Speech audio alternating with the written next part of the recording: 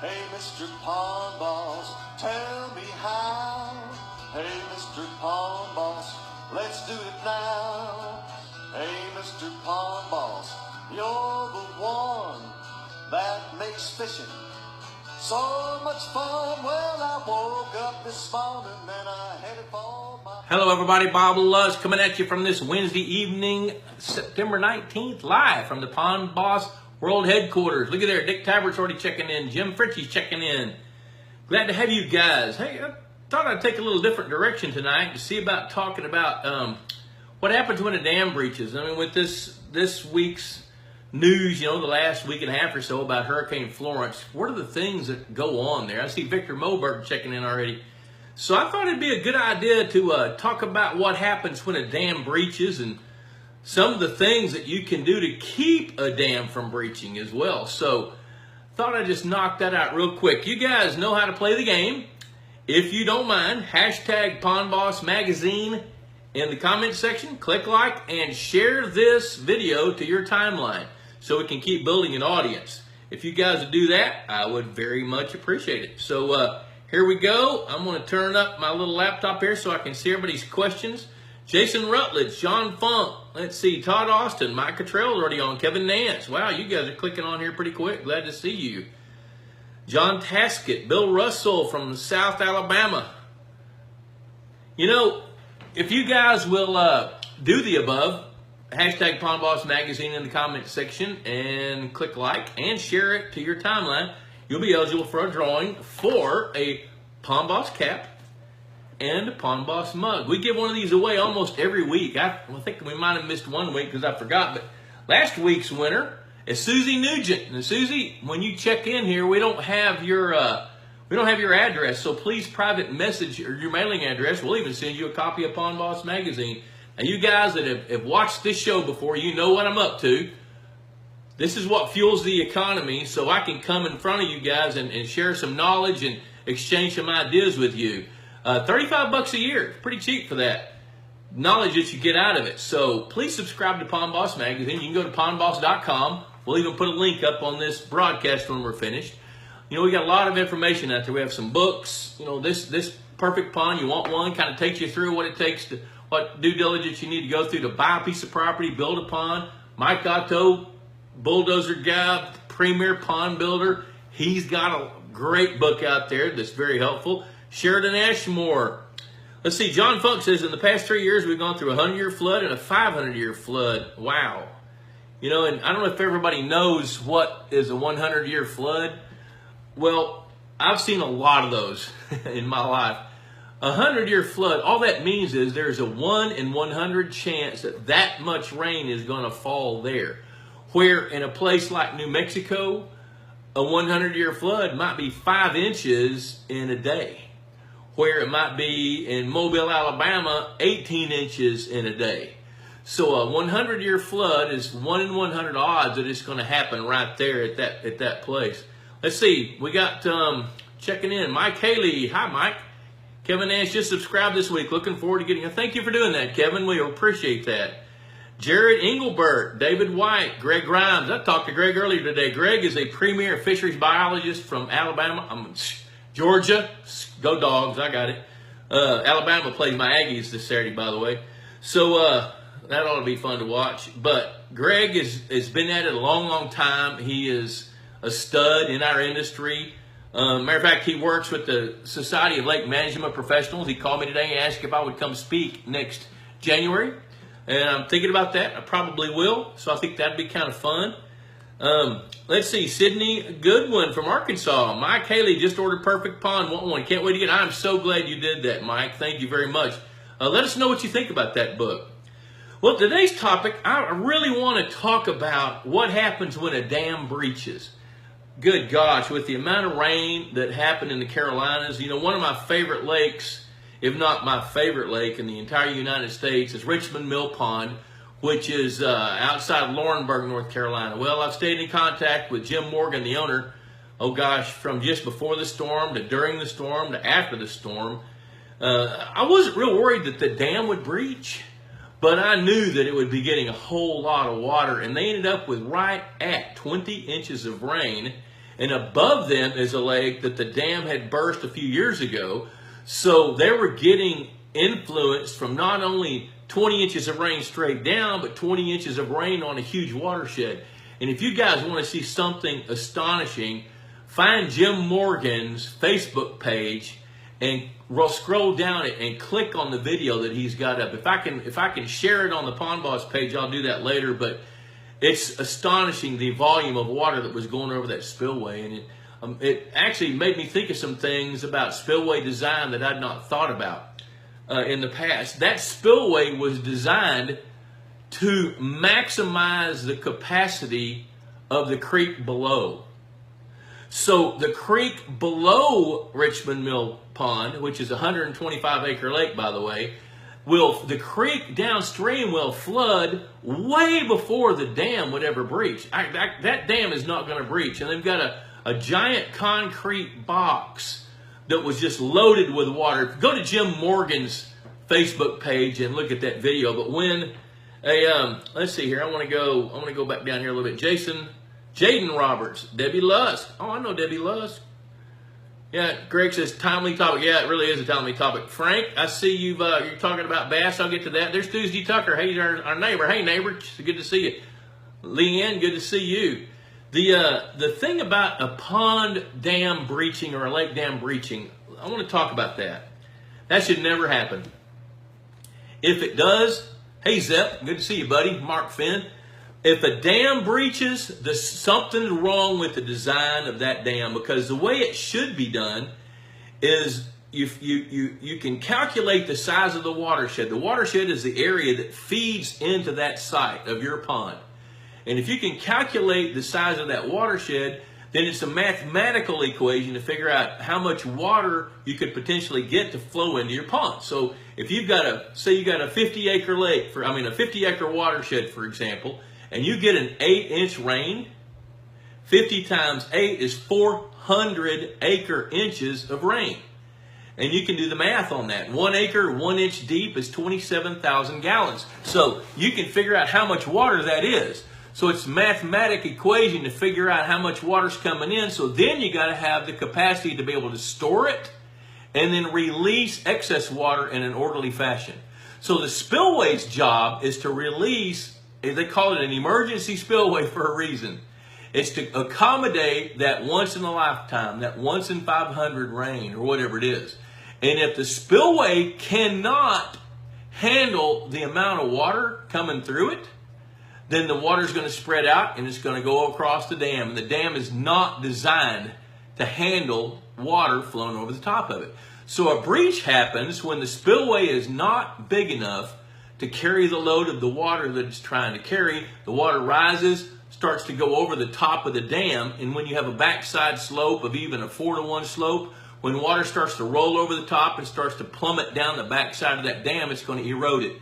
And as it erodes it, the water picks up speed. As the water picks up speed, it picks up dirt. And the more dirt that it picks up, the wider the gap gets. Pretty soon you've got what the backside of the dam is eroding, then the top of the dam erodes, and when it gets down about a foot, then it blows. Now you got way more water coming into a little bitty hole. The spillway doesn't matter anymore because now the hole in your dam is lower than the spillway, so the force of all that water is now concentrated on a small area that starts off maybe a foot wide. Now I've stood and watched pond dams, and on 3 different occasions in my life, I have watched them burst. And it's fascinating to watch. It's also frightening. I remember, I didn't see this one, but there was one dam, and 2 of the dams I saw breach were breached on purpose so they could drain the dam and renovate the lake. There was one where a guy decided he'd breach a fairly sandy dam. It had a clay core in it, but the dam was mostly sand. And he cut it with a backhoe, but he didn't move the backhoe, and the backhoe toppled into the hole as the water eroded and exploded and moved quickly, flipped his backhoe over, and it killed him. So water is a force to be reckoned with. You guys know that. So if you're going to cut a dam, you need to be thinking about having a plan on how to do that. But talking about the way a dam would breach, that's the way it does. So the Richmond Mill Dam, for example, they spent a lot of money renovating that dam after a spate of hurricanes back in the late 90s. There were 5 hurricanes that came through the Carolinas back in the late 90s, and that caused the state of North Carolina to rethink their dam safety guidelines because a bunch of dams burst.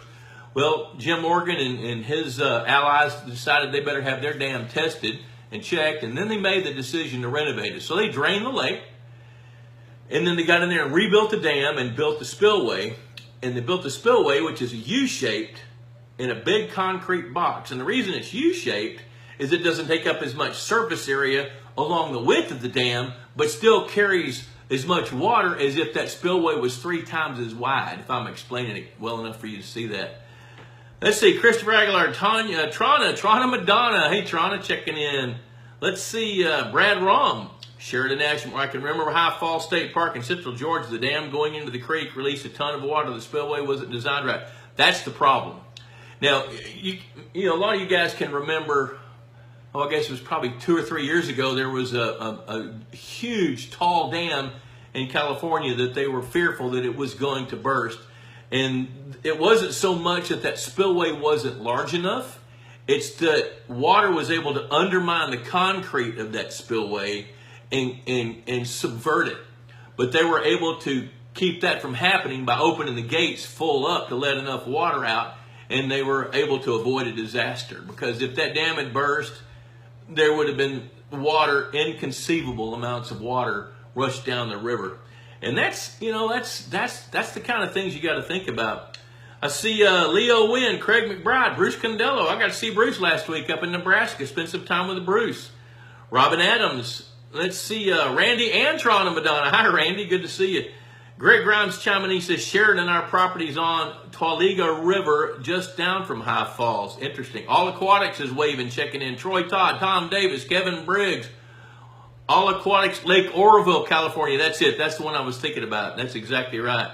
So let's talk about the aftermath. The first dam that burst that I was involved with was back in 1988. And there was a 9-inch rain on the watershed in central Texas of one of my clients, a 22-acre lake.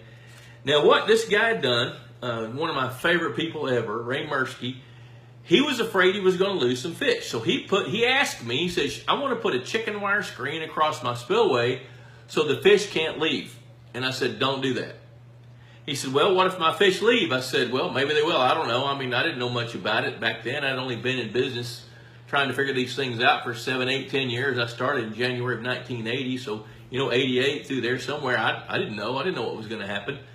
But what I did know is if he put a screen across the dam, that could become a problem. Well, when he got that 9-inch rain, it was on New Year's Eve. And I'll never forget the way he told the story. He said, he called everybody Buck. Hey, Buck, I need you to come look at something. So I went to his ranch, and I could not believe. I just looked, and his 22-acre lake was a 3-acre puddle down at the bottom, and there was a gaping V-shaped hole in the middle of his dam.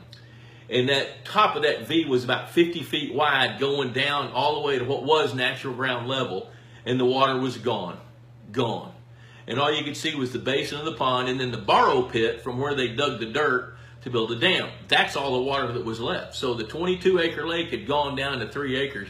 And the way Ray told it, he said it was New Year's Eve. He said, I was at a party in Dallas, and I hate those things, and it was raining like crazy. So I decided to go get in my car and come to the ranch because that's where I have peace. He said, so I got my truck, and I drove down to Meridian, came through the gates. This is raining cats and dogs. He said, drove my truck down the driveway, the headlights shined on my lake, and I knew all was good. So I pulled in the garage, went inside, and hit the sack a little after midnight. He said, I woke up the next morning, went in, fixed me a cup of coffee, took a sip of coffee. He said, looked out the big picture window of my cabin, and I spewed my coffee all over the window.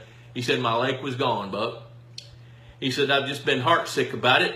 I didn't want to tell you about it, so I waited 2 months, and that was now. So when he called me, it was in February, late February. So went and looked at it. And so what we decided to do was to go ahead and pump the rest of the water out. I knew the fish were gone; they had to be. And so did he. And so we decided we were going to pump the water out and then clean the dam out where it had burst, come back in and figure out how to fix it and go back in and build a whole bunch of habitat, because that lake was probably 30 years old at that time and there was no habitat. So we were going to go in and renovate that thing, and just it kept bugging me. You know, there's 3 acres of water, just launch your shocker boat. Well, there was no way to get my boat down because every slope going down into that mud hole was like that. So we bought about 20 sheets of plywood and built a ramp. Then we used a winch on his Jeep, hooked the trailer, my boat trailer, to the winch and lowered it real slow down, and we launched the shocker boat down in that 3-acre puddle of water. And I was stunned. We kicked on the generator, stepped on the foot switch, and there were hundreds of bass start to boil up. And now when we did the shocking was not until May. So this dam breached on New Year's Eve, and we went in May to shock it, and we shocked up over 300 bass, bigger than 3 pounds up to 12 pounds. Those fish didn't leave. They were still there, which stunned me. Now, there were no forage fish, and even if forage fish had not made their exit, those bass would have eaten them. Now, I'm going to back up a notch, which that was the first time I dealt with a breached dam, and I was amazed that many fish were still there. So we were able to salvage over 300 bass that had been in the lake, move them to another lake so we could retrieve them later and go put them back into the new lake, or after the lake was rebuilt. So that was pretty fascinating. Well, when the dam burst, it had to have happened within an hour. What had happened is the screen across the spillway had filled up with debris, mostly grass clippings, twigs, and leaves that had floated against it. That screen acted like a dam, allowed the lake to rise, and there was one little low spot in the top of the dam, and that's where the water went. It hit that low spot, went over the top, eroded it, and it was gone. It washed a barn. He had a hay barn downstream, and right below that was the county road. It washed out the county road, and it headed into a tributary of a river and went on downstream. So the county charged him to rebuild the county road because it washed all the gravel off the road and eroded the road, and he had to go pick up the pieces, send his guys to go take apart the barn that got flipped over and washed on downstream and was pinned up against a tree. So he had to go fix that. Let's see here. Good gosh, we got a lot of folks. Sheridan Ashmore, it was 2010 or 2012. I can't remember exactly. I don't remember when it was. I guess you're talking about Lake Oroville. Bruce Condello, professionals like Mike Otto are worth their weight in gold when it comes to proper dams. And that's exactly right. And that's the moral of the story. These flooding events are likely to happen to you, wherever you are. You are likely to have a 1 in 500 rain at some point. And when you do, if your spillway is working, then you're going to be fine. If it's not, you're going to be in trouble. Here's another example. A lake that I had helped manage for a long, long time over in East Texas was about a 125-acre lake. Well, a brand new landowner bought it. A club had it. A landowner bought it. And he decided he wanted to put a cabin right on the edge of the lake. Well, that was when Hurricane Ike was blowing up from the Gulf of Mexico. And so I was watching the weather forecast, and I was a little bit worried that if Hurricane Ike dumped 9 or 10 inches on that watershed, that lake would show such a rise that it could be a problem. And there was a spillway at each end of the dam. At one end, where the primary spillway is, the prior owner had built a bar. He loved to go to the bar and drink beer, but he didn't want to go far, so he built his own bar. And he built it in the spillway of this lake. Well, the other spillway, I knew it had to be a little higher. I just didn't know. So I hopped in my truck and drove over there, lickety-split. And there was a bulldozer guy there that was working on renovating another lake on the other side of the property. So I knew he had a transit, a laser level. So we came and set a laser level up, and we started shooting elevations. Well, sure enough, the spillway where the bar sat was about 6 or 8 inches lower than the spillway at the other end of the dam.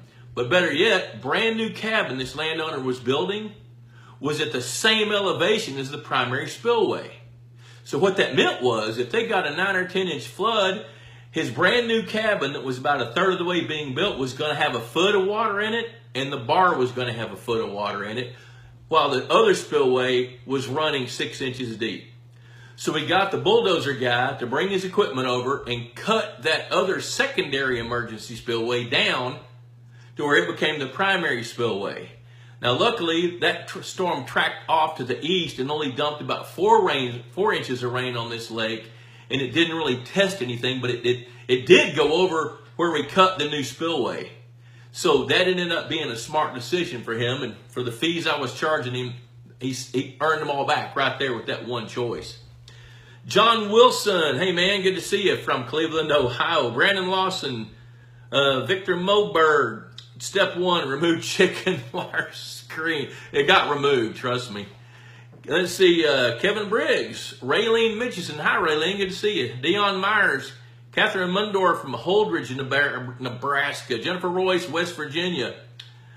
Victor Moberg, freeboard is your friend under extreme rain event. Yes, it is. Freeboard, for you guys that don't know, freeboard is the distance vertically from the top of the dam down to your emergency spillway. Most ponds, we look at having at least 3 foot of freeboard. Now, that's so that the dam and the lake can back up all that extra water while the spillway releases it in an orderly fashion. Jacob West, hey Jacob.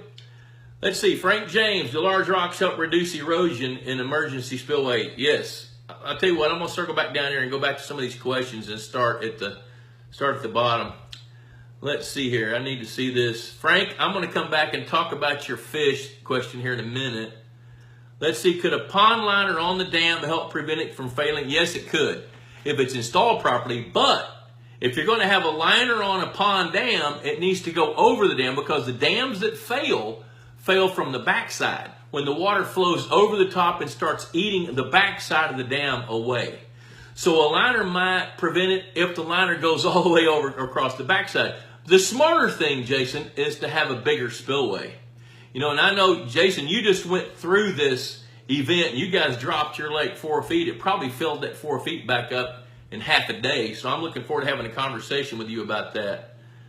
Let's see here. You know what? I'm going to pause for a minute, and I do want to say thank you to Purina Mills, the makers of Game Fish Chow, the makers of Aquamax Fish Foods, especially the Aquamax Sport Fish MVP 500, 600. Best feeds on the market out there that you can get locally at any Purina dealer. That's what we feed, and we got some really good information that I'm working on to give you some real-world feed trials that we got going on right here behind me in a couple of our ponds back here. So I love Purina. They're big supporters of ours, and I'm a big supporter of theirs.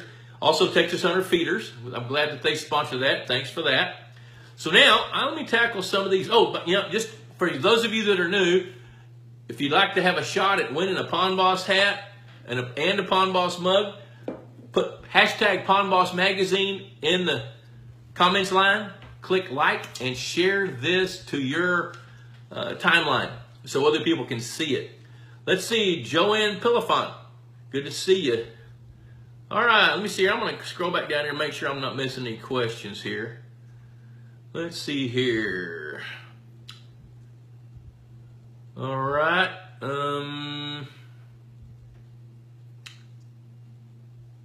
Let's see here. Brandon Lawson, what if you don't have an opportunity to have an emergency spillway? God will make you one. I was thinking of going oversized spillway along with another spillway that is the same size, 14-inch diameter, but 6 inches higher in case my first one clogs. What if you don't have an opportunity to have an emergency spillway? Don't build the pond. The only way you don't need a spillway is if you don't get runoff into your pond. If your pond is totally dependent on a well, then you don't have to have a spillway. But you have got to have a spillway. If you've got a place to build a dam, you have a place to build a spillway. Now, here's the way you calculate that. If you calculate, let's say that in most places, like, I'm just going to pick here, where I live, for every 10 acres of watershed we have, that will service 1 acre of pond. So if there's a 100-acre watershed, it will service a 10-acre lake. But if I only want to build a 5-acre lake on a watershed that will support a 10-acre pond, I better get ready because it's going to flood. And if I don't have a good spillway, the dam will burst. I've seen that happen over and over and over. And I can tell you stories all day long of where I've seen guys underbuild a pond and the dam blow out on the first big rain. You know, I can tell you stories about guys that built a pond too big on a small watershed, now they mow it because it doesn't fill up. So you got to match the dam and the pond size to the watershed that services it. That's real important. Let's see here. I want to make sure I'm understanding Brandon's question. What if you don't have an emergency or an opportunity to have an emergency spillway? I was thinking of going oversized spillway along with another spillway that is the same size, 14 inches in diameter, but 6 inches higher in case my first one. So in other words, you want to use pipe to be your primary spillway. That's fine. If you want pipes to be your primary spillway, what you better figure out is how big does the pipe need to be to handle a 500-year flood. That's what you got to figure out, and that's not a hard engineering question to answer. So if you're going to do that you can, but I'm going to tell you, you need to have an emergency spillway at the end of the dam. Now, I've seen several lakes. I was looking at one in Missouri a couple of weeks ago where actually the emergency spillway is halfway down the dam. Because, not the dam, halfway down the lake going toward the dam. So the dam sits over here, and the dam completely covers this watershed, but back here is a low spot. So when the water fills up, this guy engineered his spillway to go this way and never get anywhere near his dam and flow way around and then circle back and come in the creek. It was a pretty smart way to do it. The elevations will show you whether you can do that or not. All right, let's see here. I'm going to scroll down just a little bit here. Frank James, do large rocks help reduce erosion in the emergency spillway? Yes, they do. Now, you know, one thing Mike Otto preaches pretty heavily is to vegetate the spillway, and what he likes to see is common Bermuda. Now, what's going to determine whether a spillway erodes is the pitch. So if it's got a slope like that, then you probably do have to have riprap or it's going to erode. You know, but if you've got a nice grade, it's like a 6% grade or less, then you can have it vegetated. And also something real important about a spillway, width is important. You know, the wider the spillway, the more shallow the water is when it flows over. The more shallow the water is, the less erosive it is. So those are some things that you got to think about.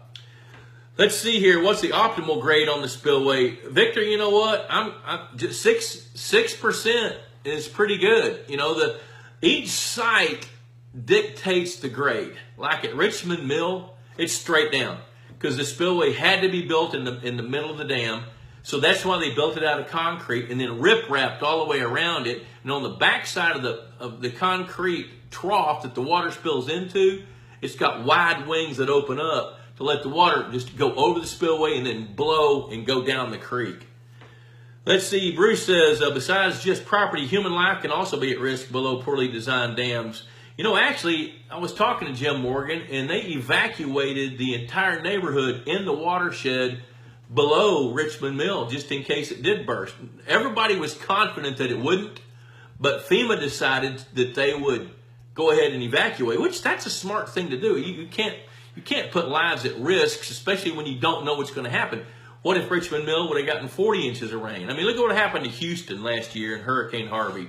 Stunning things happened. Now, there's a big difference between Hurricane Florence and Hurricane Harvey. The differences were this. Hurricane Florence and Tropical Storm Florence dumped a whole bunch of water that had to move really fast. And when that happens, it's up to the reservoirs to hold the water back and for the spillways to release the water in an orderly fashion. And then everything floods further downstream as it gets back to the ocean, like around Wilmington, going through Fayetteville and in the smaller towns going on down to the Atlantic Ocean. Where in Houston, a lot of that water backed up. It couldn't run. It had no place to go. There was so much rain for so many days, so fast, the water was just backing up. Now, it was moving, and there were some dams that burst, but nothing like what the potential was for dams to burst at Hurricane Florence. Matter of fact, Houston had way more rainfall than Florence gave, but Florence was probably, in terms of water movement, was more damaging than Hurricane Harvey last year. Let's see, Kyle Edwards, Lisa Keppers from Minnesota, good to see you. Brandon Lawson is in Deep Ravines. Let's see, Tarana, good job, Tarana. David White, beware of beavers when using pipes for spillway. That is outstanding advice. Way to go, David White. When you have pipes to be your primary spillway, and water's trickling over those pipes, it's against the law for beavers to leave that water moving, so they'll clog it up. So be sure you have a brush. If you're going to have pipes as your primary spillways, have brush guards.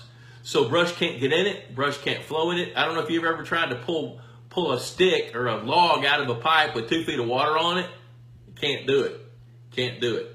Kyle Edwards says, my lake is 2 feet below my spillway pipe, but it's still trickling out the emergency spillway. Should I try to build up the emergency spillway to get to the level where I want it to stay? That's an engineering question, Kyle. I like the question. If your lake is 2 feet below the primary spillway and going out this emergency spillway, that's backwards. Your pipe should be your primary spillway, and your emergency spillway should be 6 inches above your pipe.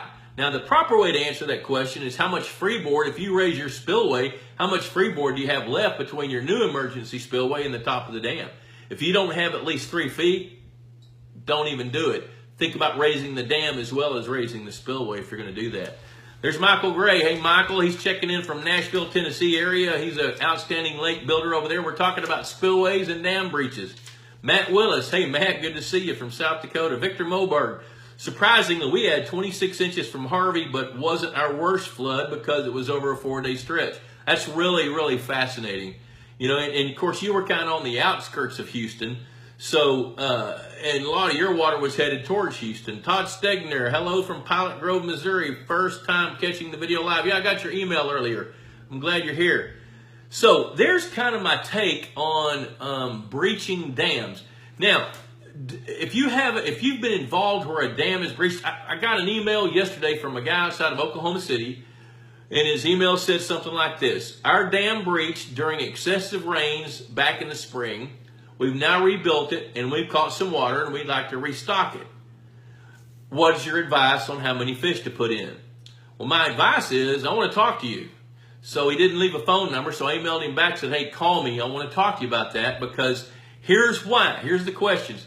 When a dam breaches, there's a real high odds that it's not going to drain completely, especially if the dam was built from dirt that's in the basin of where the lake is, because water won't flow out once it hits what used to be ground level.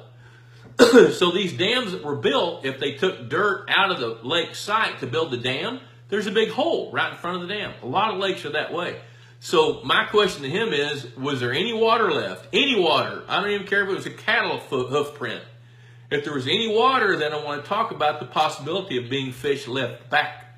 You know, one of the things I was talking to Jim Morgan about with Richmond Mill, he was a little bit worried that he had a bunch of fish leave, and I'm not going to discount that possibility because that could have happened because they had like 18 inches of water flowing over the spillway and it was roaring. Odds are high that they didn't lose any significant size fish. Now, odds are also high that they lost some bait fish. It's not unusual for minnows and baby bluegills and tiny bass to take that exodus opportunity, but it's not normal for adult fish to want to go downstream. Their movement is typically upstream. That's what they'd rather do. And if you think about it, even with a rise of 18 inches in a lake, there's a whole lot of fresh cover and fresh habitat around the perimeter. So fish, their nature is to go into that perimeter, especially when the water temperature drops like it did with Hurricane Florence. So I think the odds of a mass exodus of big fish from Richmond Mill Lake is really, really low. Now, we're going to go electrofish it in November and find out what happened. But I can't imagine a lot of fish making their way downstream because of that. Because their nature, bass, bluegill, hybrid stripers, even the chain pickerel in that lake, their nature is to swim upstream. So now then, let me look down here. Mike Cottrell, put bentonite in my primary spillway on a plan on putting on higher spillways seems to help. Okay, that sounds reasonable. Brandon Lawson, what's the best process of putting your pipe through your dam? I read Army Corps of Engineers says years ago to use anti-seep collars. Now they say they aren't necessary as long as your compaction is structurally solid. Here's my thoughts. Always put in an anti-seep collar because let's just say that they're right and you didn't need it, fine. But let's say they're wrong and you did need it, and you don't have it, go try to put one in after you've got 10 feet of dirt on top of a pipe. Won't work. What's the best process of putting a pipe through your dam? Now, if the dam is breached and you want to put a pipe in, and there was a question earlier where somebody said, how do you repair a dam? Well, And when a dam breaches, one of the first things you have to do is you got to go in and clean out all the material from where the breach occurred. And then you've got to core it down and core back into the dam and then compact clay and lifts coming all the way back up to the top.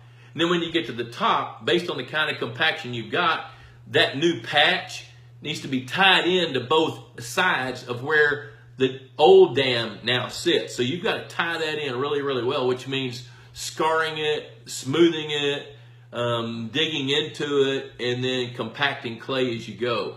The other thing is to be sure that your spillway is at the proper level so that with the fix on the dam, that you never, ever have water come up anywhere near the top of that dam again, anywhere along the dam. Let's see, Bruce said, there have been several times that I've been associated with landowners who have had major flow-through events, sometimes including a breach of the dam. Surprisingly, overall, it seems a smaller than expected percentage of the fish went through the breach. I totally concur with that. That's the same thing I've seen. So there's my take on breach dams.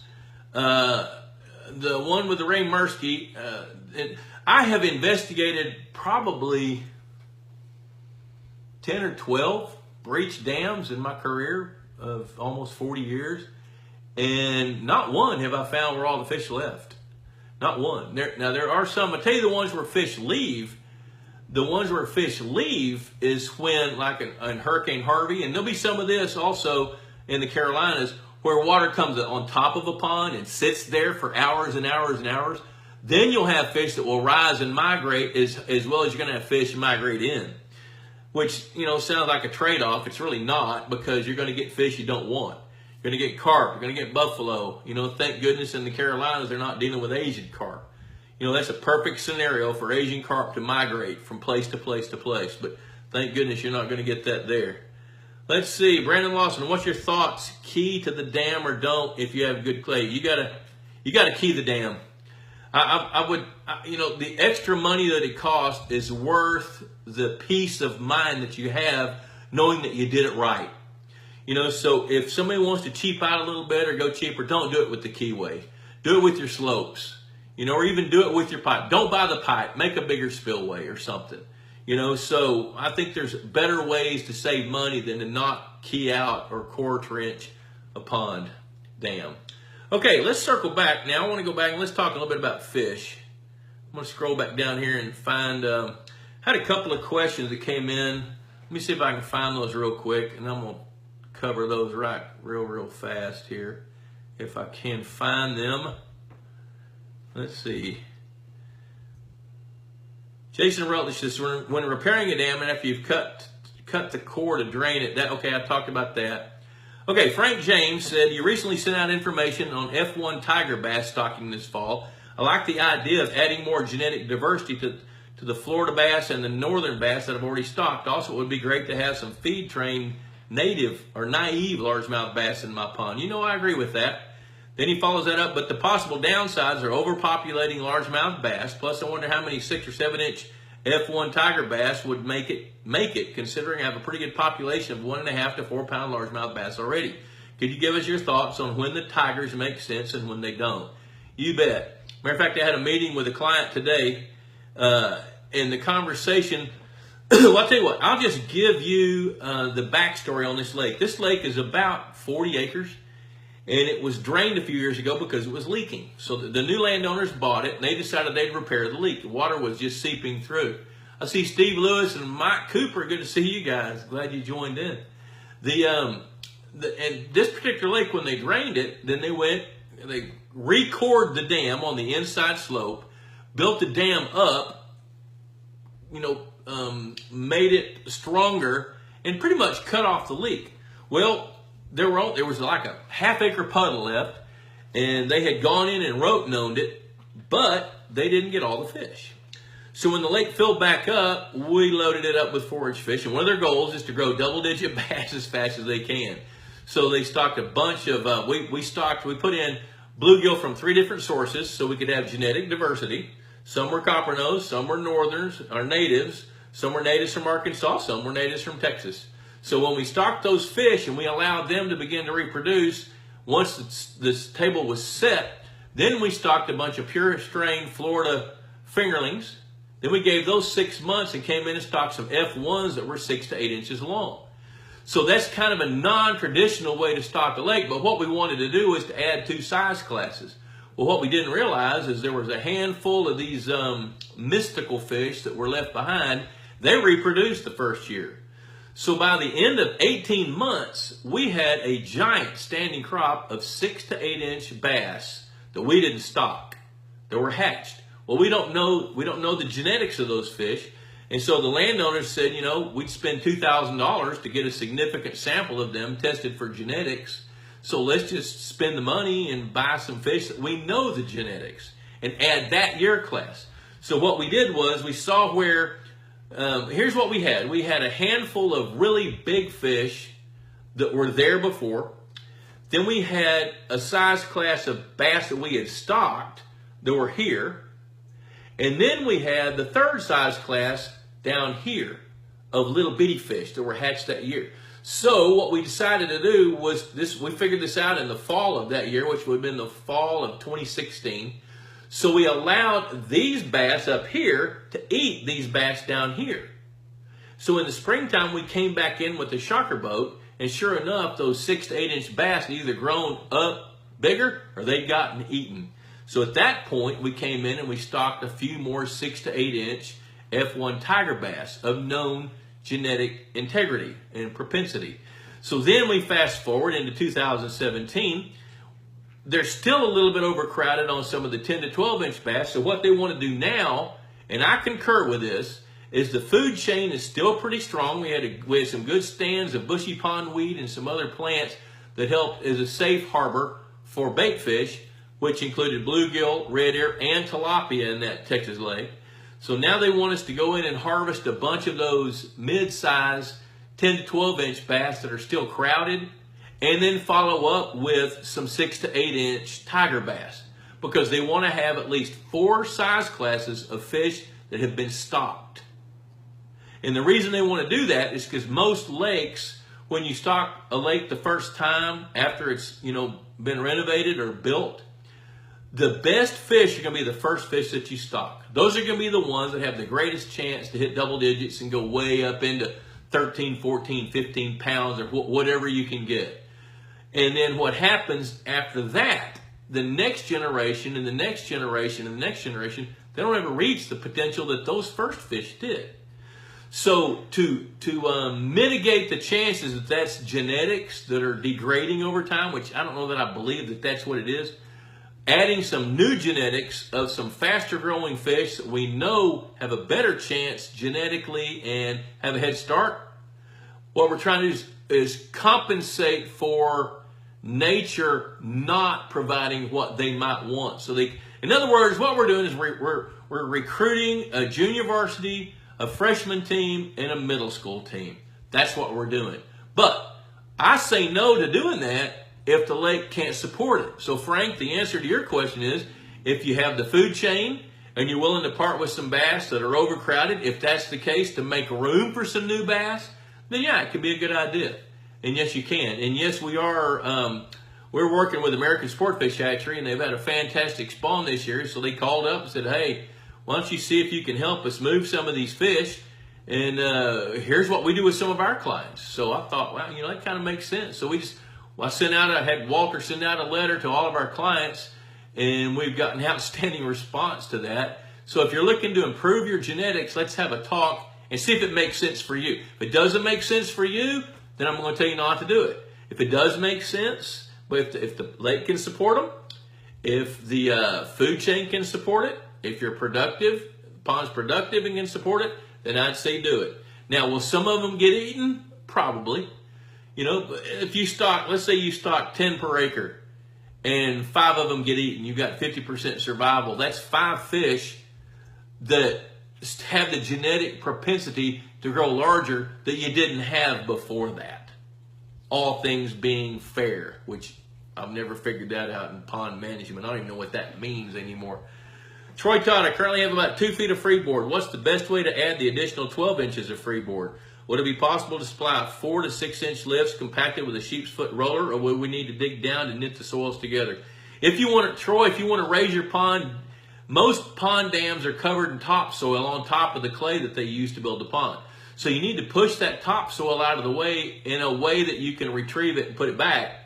And then you do need to knit the 2 6-inch lifts into the existing clay beneath the topsoil. Don't try to tie it in the topsoil, it will leak. Another way to add 2 feet, if you have 2 feet of freeboard and you want to add a foot, take your spillway down a foot. Now, here's how to decide that. I've got lakes where we've actually designed only to have 2 feet of freeboard because we've done the math and the engineering, or they've had an engineer figure it out, that the spillway that they have can accommodate a 500-year flood. So that 2 foot of freeboard, if your spillway is wide enough with a shallow enough pitch, or a grade where it won't erode, then you don't need more freeboard than that. So that is a site-by-site choice and decision to make. Let's see, I want to go back and make sure I'm not missing any questions here. But yes, sheep's foot roller, that would be the way to do it. Mark Wyman, I have a like Osprey working over my perch this morning in my half-acre puddle. Cool and alarming. And I get that, man. I love watching Ospreys, but I'm going to tell you my take on that. When we do what we do to manage ponds and lakes, we're actually creating a bounty above and beyond what nature wants. So anytime you have something extra, nature wants to take it away. They take it away with otters, take it away with cormorants, take it away with ospreys, eagles, pelicans, even snakes. But the cool thing about ospreys is watching them work. To me, I mean, that's entertainment. I'd almost want to go back and find some more perch to replace those just to watch the osprey eat it. Thank goodness that they're migratory. Let's see, Bruce says, how do you feel about a few months after a flow-through event to have an electrofishing survey done to evaluate if the fish populations need augmented? I think you need to do that. As a matter of fact, even like a Richmond Mill Lake, where with a flow-through event like that, I think it's important to go in and evaluate that and see what that event did. I have a lot of confidence that that fishery wasn't ruined or even harmed to any extent, because bluegill can come right back. They spawn so prolifically, they can come right back, and they might even do it this fall. But I don't want to sit back and be so confident to find out that I'm wrong. So yes, we do need to come and check it out. Let's see here. Let's see, Brandon Lawson said, fountains, are they best to pull from the bottom of your pond below the thermocline, or best to pull from the top of the water? I read an article a while back from you about algae blooms focusing on nitrates and oxygen depletion. Can you recap on this? Great informative article for sure. Everyone should read it. Well, Brandon, I don't know of any fountains that draft deep enough to get below the thermocline. Most fountains are designed for pretty and for beauty. So in that case, I don't think fountains are going to make a big difference, other than they'll assist in evaporation because there's more particles hitting the air, but they also assist pretty well in oxygenation of water that's probably already oxygenated. So I don't think fountains are the best tool for what question you're asking. Let me go back down here and see what else I got here. I think I've covered all the questions. I think it's kind of hard. They come so fast sometimes. Let's see, Jason Rutledge, if you don't like them, you could dye it. Okay, so I think what he's saying is on the Ospreys, if you dye your pond where their vision is not so good, then you can put pond dye in it.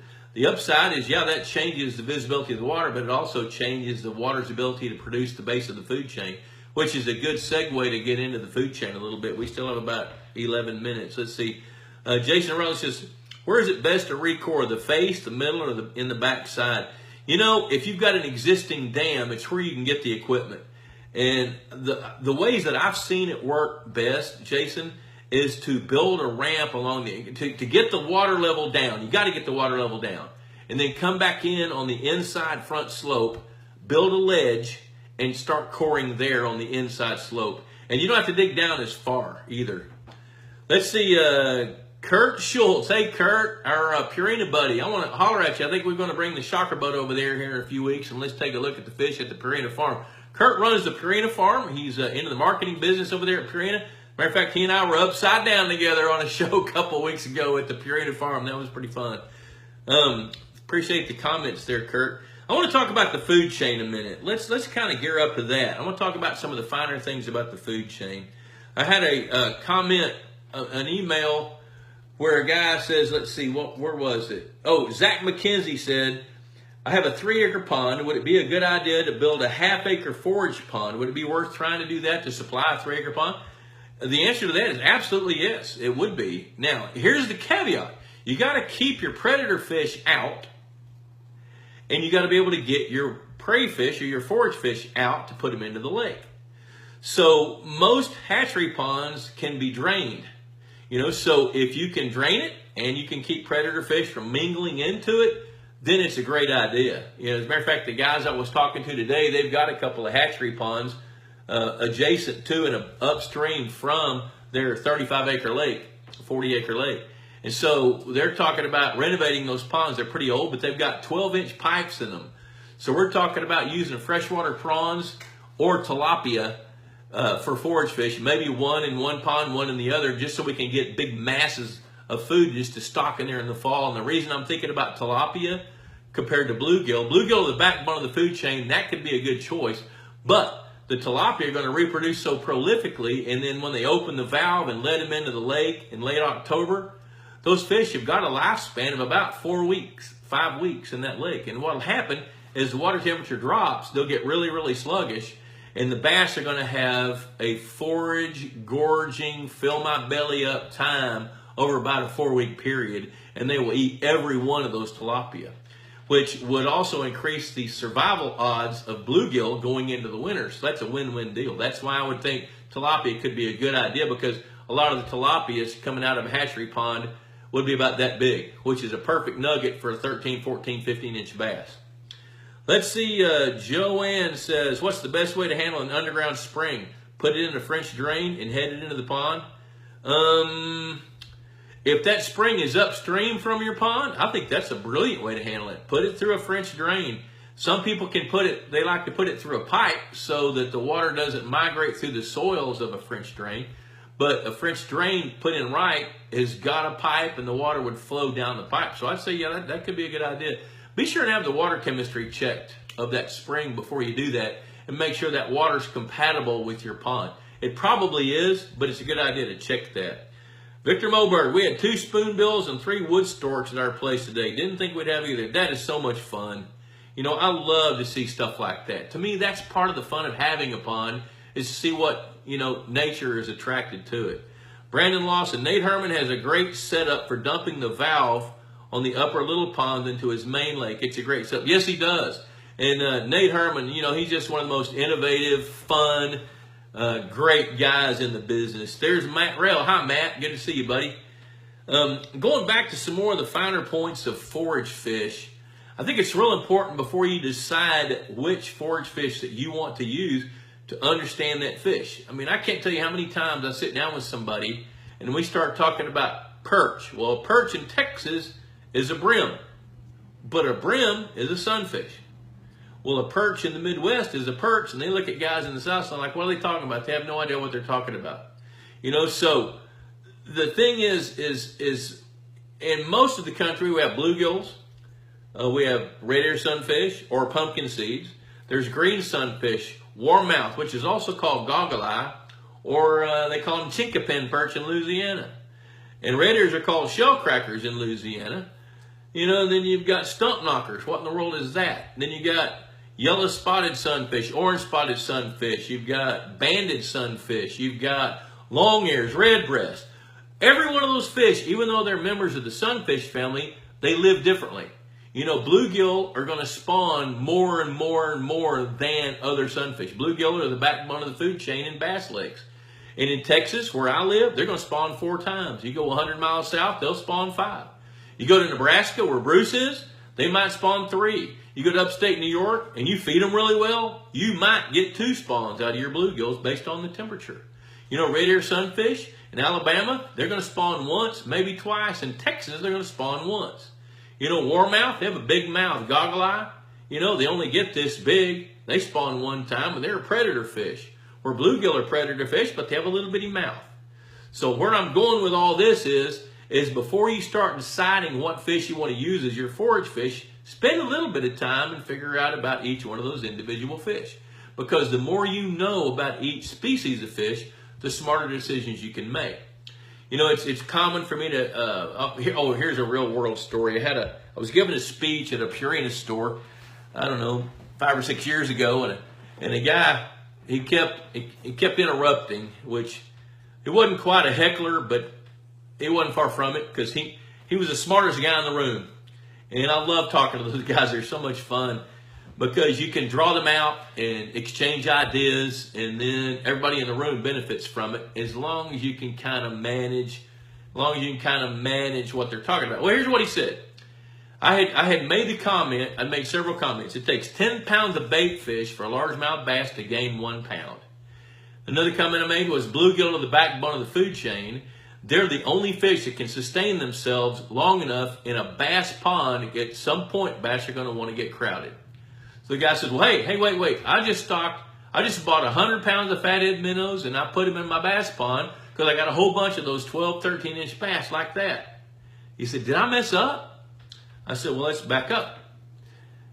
Do you think they're going to survive? Well, they weren't in there when I put them in. I said, did you stock them when you first built the pond? Yes, I did.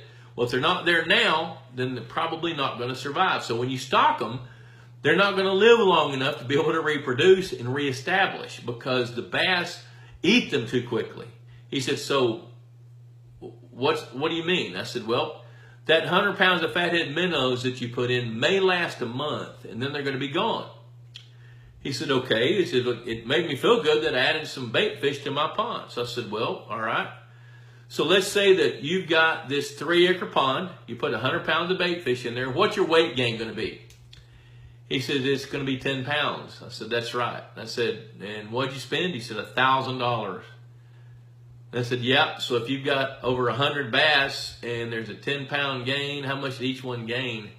He said, 1/10 of a pound. I said, that's right. He said, what would you have done? I said, I'll tell you exactly what I would have done with $1,000, not buy fatheads.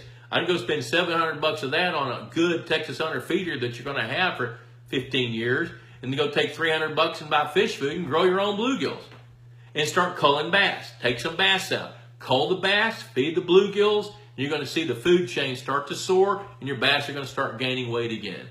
You know, so the point I'm making there is the more that you know about your food chain and your fish that are involved in that food chain, the smarter decisions you can make to provide more food for more fish. Phytoplankton, zooplankton, that's the basis of the food chain. That's what feeds the color of your water, kind of a green tint this time of year. That's feeding young fish or small bugs, which feed bigger fish, on up the chain. Every trophic level of the food chain is 10 times different than the next one. So for bass, it takes 10 pounds of bait fish for that bass to gain a pound. So for those 100 pounds of bait fish, it takes 10 pounds per pound of those for those to get to that 100 pounds. So there's 1,000 pounds of bugs and plankton and little bitty fish to get those bait fish where they are and on down the food chain. So managing your food chain is everything from fertility of the water level to healthy plants to the right species of fish. And I think that's real important. Brandon Lawson, good gosh, it's already 7:28. We've gone through here. Brandon says, my buddy has black specks on his fish. From snails, the fish biologist said, are shellcrackers the go-to answer to control that? The answer to that is yes. Now, what's going on? The black specks are black grubs. There's black grubs, yellow grubs, white grubs. The primary host of those parasites in fish, which they burrow into the flesh most of the time at the base of the fins. You know, but it's not unusual to fillet a bass and see what looks like pepper dotted in the flesh. Those are little bitty parasites. So shellcrackers, red ear sunfish, pumpkin seed sunfish, they have the capacity, they have bones in their throat that can crush snails. And that's what they eat. So pumpkin seeds in the Midwest and North and red ears in the Midwest and South are good insurance policies to mitigate those parasites that you find in fish. Justin Shank from California says, what's the best way to stock a pond focused on big hybrid striper wipers? I tell you what, Justin, the best way to do that is stripers like open water. They like shad, especially threadfin shad, gizzard shad if they can't get threadfins. But the number is going to be dependent on what your harvest rate's going to be. But really, hybrid stripers are pretty easy to do because you can feed them. And all hybrid stripers are raised on feed from hatcheries. So if you're going to stock hybrid stripers, plan to feed hybrid stripers. Stock the number based on what you want your catch rates to be and what your harvest rate's going to be. If you're going to harvest a bunch, stock more. If you want them to get big, stock fewer. You know, they'll get to be 10 or 12 pounds in 4 or 5 years. They'll grow really, really fast. Jeff Patterson checking in. Hey, Jeff, good to see you, man.